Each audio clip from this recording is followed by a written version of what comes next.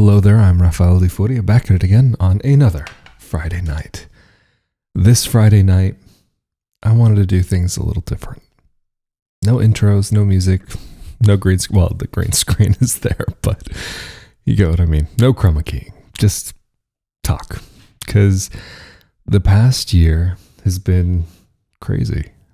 And I've been thinking a lot about it recently, especially because we are more than a year into it now. And thinking also about Red Zone this year in 2021 versus what we experienced even last year.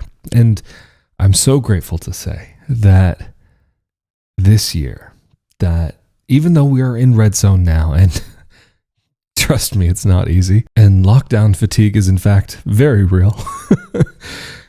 I've been so grateful that this year things are, even though it's restricted, there's almost a leniency that's kind of come into place, and people are a lot more understanding. I mean, even just walking around on the streets again, it just doesn't feel like it did last year. Last year, people, if you saw anybody on the street, it was kind of like this, I don't want to say paranoia, but people really were staying away from one another. And I mean, of course, whatever with this whole thing, social distancing, that's just part of the deal. But even this year, people have not been maybe as scared to run away from one another. And even comparing this year to last year when everything was completely shut down, this year, some things have managed to stay open. Some cafes are able to do some level of takeaway and to allow people to just walk away with food or whatever it is. But at the same time, life is nowhere near back to normal, and that's just something that it gets very real. And at the end of the day, it's interesting to me because one question that I hear often from Americans or people from outside of Italy, anywhere, people who heard about what was going on here in Italy, the balcony sessions, the music that everybody was playing and enjoying early on in the pandemic last year. What happened to that? Is that still going on? Are you guys just having a party on your balconies every night? And that was something that felt short-lived. It didn't really last that long. Like I said before, the lockdown fatigue, it's a very real thing. And there was very much this sense like, yeah, we're all getting through this together. It's all going to be great. And we're all going to get through this in just a few weeks. And time kept rolling on and it became a lot more real. But this year, I don't want to say people necessarily don't feel a sense of camaraderie, but I mean, the Italian people are very resilient, and it's so impressive to see what they do and how they're there for each other, even from that distance, how they are supportive of one another. And people have become so much more understanding of everything that we're going through, because we're all going through it together. I mean, it's unbelievable. I mean, even also just talking about the red zones, the this zones, the that zone, the other zone, whatever these colors are, where we were seeing in Sardinia, and the last update that I made about what's going on here, they were a white zone. They were, I mean, a white zone basically means that things are looking good. Life is going back to normal. But if I'm not mistaken, I just heard that they have gone back to orange, or they're going into orange, something. The color is changing there. I'm not doing the research for this video. I'm just talking about the real kind of what's going on from an average person's perspective without the extra steps. But I hate to put it like that. I'm not being lazy. It's just, I want this to be more, I mean, even for me to look back on in the future and capture this moment and where I am, where I'm living and what I'm doing and what I'm going through. I mean, it's, I guess this week is more of a time capsule in some ways for myself. Yeah, I'm posting it publicly, but that's just how it goes this time. Although, I guess even for those of you who've been listening to the recent episode that I uploaded, the audio podcast exclusive, and the things that I don't talk about on YouTube, there are things that I think, yeah, there are things that, yeah, look, not necessarily to talk about on YouTube just because it's not relevant to the conversation here. But I feel like in this video, I guess maybe everything and nothing is relevant all at the same time. But even just getting back to the whole lockdown thing and what that's been like, what life in Italy has been like, at least where I live. I keep hearing things from different places. Some places this year more people are respecting the rules and more people are being stringent about them. But then I'm hearing other people saying, this year, nobody cares. This year, everybody's out doing their thing, just la-di-da, just living their life. And it changes, it seems, depending on where that place is. And I think even like in the United States, where political stance or political opinions may have something to do with it. And Italy is no stranger to that as well. And I mean, it's interesting how this situation has come to be represented on both sides of the aisle. And that it's even become a political stance, even just to begin with, that it's whatever. That's a whole discussion for a completely different day that I don't even want to get into. But it is interesting to see here in Italy how people are tackling it. I mean, even when we're talking about vaccinations and how that's been rolled out or lack of being rolled out, or how Italy has come to find that there is one vaccine that they are really not okay with and have been banning and not allowing to be because people have died from it and so on. And I think that's actually really amazing that the Italian government has been so proactive to actually take that stance, like, hey, this has been great for some people, but it's really been bad for some others. Like we need to look at that. So I have a lot of respect for the Italian government really prioritizing its people and making sure that things are where they need to be before jumping too far into the deep end, because I mean, we just don't know what's going on. And to be fair, really nobody on earth has any idea what is really the right way to go about things. And of course, that would lead into that other discussion about mask versus no mask, lockdown versus no lockdown. Although it is interesting to see that here in Italy, that things have been done, quote unquote, the right way. And there's been lockdowns. Mask wearing has basically been mandatory most of the time, or practically the whole time. But the numbers here still continue to grow. If I'm not mistaken, Italy just counted another 24,000 cases or something like this. 23,600. Don't quote me on those numbers this week. Maybe another week you can quote me on the numbers, but this is not the week to quote me. And of course, it does make me curious about other parts of the world where different measures had been taken and who's doing it the right way. And of course, every place has to do it the right way for their population, for their people, because I mean, in Italy, people get very touchy-feely and they get very close to each other. So of course, this would be a society that the social distancing and the space apart would be much more difficult than maybe some other cultures that don't get as close. I mean, like I've mentioned even before, the idea of this personal space, this personal bubble of yours in Italy, it's like a concept that's just, it's not like a thing here, or the concept is completely different. I'm still trying to figure out which of the two it is, because yeah, you really get into those social situations where people will come up and they'll get really buddy with you and really close with you, and it's like you don't even know them. Or anyway, I've talked about all that before. And then of course also, I mean, but then I guess just going on to another idea about travel. It's funny because I've spoken with people, they're saying, hey, yeah, buying this ticket, buying that ticket, gonna be in Italy in June. And it's like, I'm sitting here in lockdown trying to imagine a world that exists in June where things are normal enough that people will be able to come back, because somehow people are able to buy tickets. I don't know how this is possible. I was under the impression that airlines weren't allowing this and that people just couldn't buy the tickets because they weren't allowed to come here, especially people from the United States. I mean, there's just been that blanket ban across Europe for Americans to get out here. So I do find that interesting and confusing, and that people are spending that money, because also, I mean, something that's also really this is something I've always realized living abroad, but the way that a person perceives the world is very much based on where they are and what's around them and what's been around me and where I've been has definitely shaped my perception of what's going on in the world, with how stringent the lockdowns have been here and how strict the rules have been. Whereas in other places, the rules are minimal or non-existent.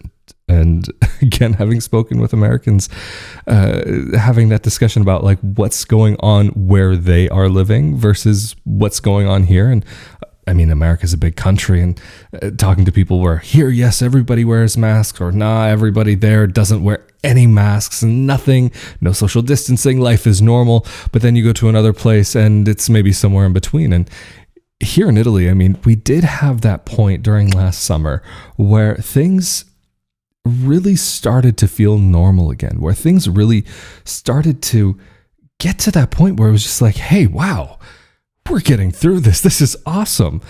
But then the closer it got to winter, and especially the closer it got to Christmas, there was just that something in the air again that was in the air right when it all got started. And you just kind of knew that something was coming. Like just when all of everything was getting started last year. This was when I had to that trip that some of you know about, that I went to go see some of my family in Spain.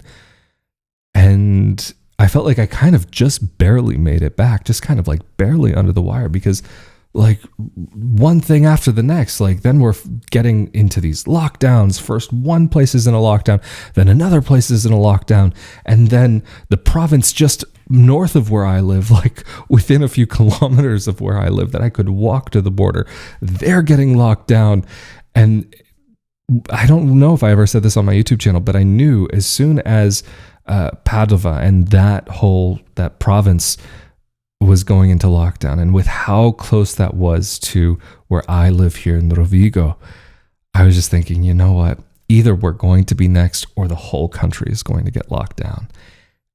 What do you know? Basically at that point, everything shut down. And even, I mean, the country's still trying to figure out how to recover from the situation and how to get into that next step, because there have been so many people who've been thrown out of work and thrown out of their jobs. I've been one of those people who's lost a lot of work and has just been keeping afloat. And so I guess even I really should take this moment to thank you, all of those of you who are supporting this project on Patreon, for allowing me to be able to continue with this project, because it really does make a difference in my ability to be able to continue and take time to devote to bringing updates from Italy and talking about life from Italy, and making content even about being a dual citizen here. So thank you also very much. But what's really amazing to me is that just to see how those businesses that have been able to stay open or partially closed have been dealing with what's going on. I'm friendly with somebody here in town who has a clothing shop, and was talking with him about like what's going on, like how did that even work for you during the first lockdown, or what are you going to be doing like when it becomes a red zone again? And this guy was saying that he was delivering clothes to people's homes and allowing them to try it on in their homes. And I just, that had never occurred to me. Okay, I mean, like on one hand, like that's pretty cool that you don't have to leave your home. I mean, also this is small town living. Like this guy knows his customer base. He knows what this person, I mean, I can go to him and he'll say, you know what, here, I have this in your size. I have that in your size. Not that I really go clothing shopping, but it's one of those things, like if I need a little something, it's like, I would go to him because one small business owner and he's just a one-man band doing it. And so I'd rather go there than some big box shop to support a local business owner. And on the other hand, I mean, it's amazing, like that level of service, and even that there's been other little things around, like there was something that I needed to pick up. I don't remember what it was recently, but I was talking with the guy at the store. I'm trying to remember what store it is. I can't believe I don't remember. But anyway, it's not important what store it was anyway. It was just this kind of same level of service, forced level of service, because he was saying, yeah, when it's red zone, you can't come here to the shop. And he said, oh, I'll just come deliver it to your house. Don't worry about it. You're close enough. So I was like, hey, I'm not going to complain about getting free home delivery. I mean, not that Rovigo is even so big that like to walk to any of these stores here is really such an arduous journey, even to begin with on a good day. But it's been interesting to see how some small businesses have been able to try and keep up with what's going on. Because, I mean, even for example, gyms. Yeah, I mean, maybe there was a couple gyms that very briefly opened up, but even for the short period of time when there were some gyms open, there were all of the different measures that they had to take, including social distancing and cleaning off the machines and this and that and the other. Or even what's become very normal in many shops here is that you'll see a sign on the front door with the max capacity, and rather than it being maybe like 10 people, 15 people, like, I mean, these small Italian shops might normally have, it's one person, 2 people, maybe 3, maybe. But I can think of many more places that have a sign on their door that says just one person, or even like one vegetable shop here in town. It was a very small little vegetable greengrocers, like the classic, perfect little cute Italian vegetable shop. And they used to let you come in, look at the veggies, and kind of pick out what you want. I mean, of course, they did it for you, because that's also something that happens here, is that when you go to those types of shops, and they will do it for you. They don't let you touch it yourself. They don't let you pick it up, but they do it themselves, and they do it with the glove. Again, the whole Italian vegetable glove thing. That's a whole thing in itself. But just, so even like this one vegetable place that I can think of here in town, they don't let people inside of the store anymore because it's so small. And so you have to stand at the door, and you'll have people waiting outside up the block. I've never seen the line get too long, but there's been a couple times where it's been long enough. And, I mean, it's great to see that they have been able to survive and get by with that. And even, I know, for example, there's a prepared food store, another local business that I happen to be friendly with the owners. And they were talking about how actually for them, even though the lockdowns have been horrible, it actually had been good for their business, because people aren't going out to eat, people aren't going out for drinks and all of these things. So it's been kind of a boost in their business to not have that same pressure at home for these people to go out and or to stay at home and cook the meals, that you can have kind of a little bit of a prepared meal and just kind of throw it in the oven. Because also even a lot of restaurants here that would normally have some level of service aren't even doing takeout, because I don't understand for every business, but I know each business has its own model that it has to get by with. But for some of them, the food portion of what they do, because we'll say it's like a food and bar type place, isn't enough for that company, for that business to really logically keep their doors open, just because they would probably end up losing a lot of money. And that's ended up leading to a lot of waiters and waitresses and waitstaff not having a job to go to. And already having those types of jobs to begin with in Italy can be a very finite and fickle thing anyway, because of how short the contracts can be, and how, just because of the way that things work here, that these workers will be seasonal workers, that they'll have a temporary contract and they won't even be able to continue with that contract. So it's led to a very, I hate to use the word toxic, I feel like that word gets thrown around so much these days, but this toxic cycle in the workspace, but not just a particular workspace, but in the field, for these people to even be able to keep their job. And I know even like where I live at some of the supermarkets, there have been a few familiar faces that you just don't see anymore. Maybe the staff is a slight smaller number of people. But at the same time, there is that side that is still thriving in a sense, because there are those businesses that are able to continue with what they're doing. And that is so inspiring to see how these various businesses that exist here in Italy have been able to adapt to a new situation, and to see what they can do and how they can continue to move forward. And even with how many people have been able to continue working remotely, and even how that has completely flipped the script with so many different types of jobs. This is something I'll talk about in a future interview episode that's coming up. I really can't wait to get that one out and published. You'll see it in the next while, but without going into that too much, to see also how some people have started businesses during this time in this really difficult moment, that there are people who are making those moves and making their lives happen regardless of what's going on. And that, like I said, I feel is such an inspiring thing, that even in the darkest of the dark, you still have the light, that you can still draw out the light from that moment of confusion and not knowing whether up is up and down is down, or it's vice versa. But even with that said, it's still annoying for all of these people to have to figure out how to work in this new way and how to get by day to day, because it's a challenge. Life is a challenge in general, but throw in everything that's been going on top. Oh my goodness. That I hate to even laugh, because it's not a laughing matter, but it's just, I'm laughing because it's so ridiculous. Some of the things that we have to do to make sure that we're quote unquote safe. It's really mind-boggling how the world has changed so significantly in such a short period of time. And of course, I definitely look forward to the days when we can finally call this in the past. Say this is all gone.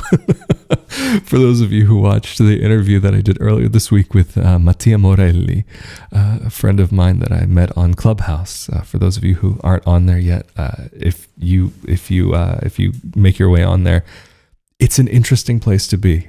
I can't say that I recommend it, because there's a lot of weird stuff on there, but I mean, that goes for any social media platform, but it's an interesting place to check out. But in that episode, we were talking about the area where he lives in Abruzzo, and how you can be up in the mountains doing some skiing in the morning, having a swim in the sea in the afternoon, and having some seafood on the beach, having lunch on the beach in shorts. And it's just amazing that even exists. I didn't know that existed. I know in Italy that there are mountains and beach that are close to each other, that they're not far to get from, but to have that option to have your snow fun and then end up in the sun at the end of the day, that is something that I cannot wait to do. And I really look forward to that day when I get to check that out, and even to finally get to see more of this country that I call home and that I really do love so much. That's been one of the most frustrating things, as I'm sure many of you have felt as well, that there has been this inability to go and explore. I mean, even in some places, like being barely able to get to the other side of the city, let alone to another city or another region. I mean, even like I've been thinking about going to Florence for such a long time, because from where I live, it's accessible by train. Like you can get there in an hour and a half. But just finally, as I had the time to get there, lockdowns, you can't go from region to region. It's not happening anymore. So like, it's this feeling. And I know those of you who are outside of Italy have a similar feeling, that you can't wait to get here, that you have maybe a vacation home here, or that you have your ancestral village or town or whatever it is, that place in Italy that you are just longing for. But being here, having it almost just at your fingertips, just beyond your reach. Oh, that is just another extra level of frustrating. I mean, I really can't believe it. And even just to go to Venice, like you guys know, I live not that far from Venice, and just have it, I mean, practically in my backyard, even if I wanted to go there tomorrow. Not possible. This is not happening. Or even to go see other places. I mean, there's so much to see in this country. I feel like I always keep going back to Venice, even though I have this weird love-hate relationship with it. There's just something about that little city on the water, which actually, if I'm not mistaken, as of Thursday, had its 1600th birthday. So happy birthday, Venice. We love you. Tourists and all. Well, when it was tourists and all. Even as much as I hated running through those crowds of tourists, there's this part of me that somehow just, I feel like I almost look forward to having that again at one point. Like someday again, feeling like a sardine in the city of Venice, even though, look, in one way, it's not good for the city. It's not good at all. And really, there's a negative side to that aspect of tourism, but it also feels like the experience of Venice that just is authentic in some strange, weird way. But even to go see other places, like I mentioned recently in another video where I was talking about going out and visiting these places, seeing these places, some of the places that I haven't seen before, because I've seen a fair amount of the North. I've seen a good amount of it, and I just want to see more. And even the places that I mentioned in the video, it's a lot of the big cities that I haven't been to. Plenty of small towns and villages. I've covered that all across this place, but just like many of you, I have that thirst and desire for more. Anyway, I wanted to do something a little different this Friday. Have something a bit more simple, a little bit more laid back, a little bit more relaxed. And so even though it ends up being very similar to some of the other types of videos that I make, I just wanted to just chill out this week. Keep it easy, keep it simple, not make things too complicated. So thank you all so much for joining me again. Of course, especially a huge thank you to the patrons who make this content possible. I really thank you so very, very much. And of course, if you would like to see more content like this about moving to Italy, Italian dual citizenship, living in Italy, living life abroad, be sure that you're subscribed with that notification bell turned on. And if you could also give this video a like and share it with your friends, that would be greatly appreciated. Of course, that's assuming you're here on YouTube when this first goes out, or if you're listening to this as a podcast later on, be sure to subscribe or follow on whatever podcasting platform that you're on. And if you're on Apple Podcasts, and if any of these episodes or any past content has been enjoyable, helpful, or whatever, and you've really gotten something from it, please be sure to let me know in a written review. Thank you all so very much for joining me again. Of course, as always, I'm Rafael di Furia. Stay safe, stay healthy, and I'll see you all next time. Later.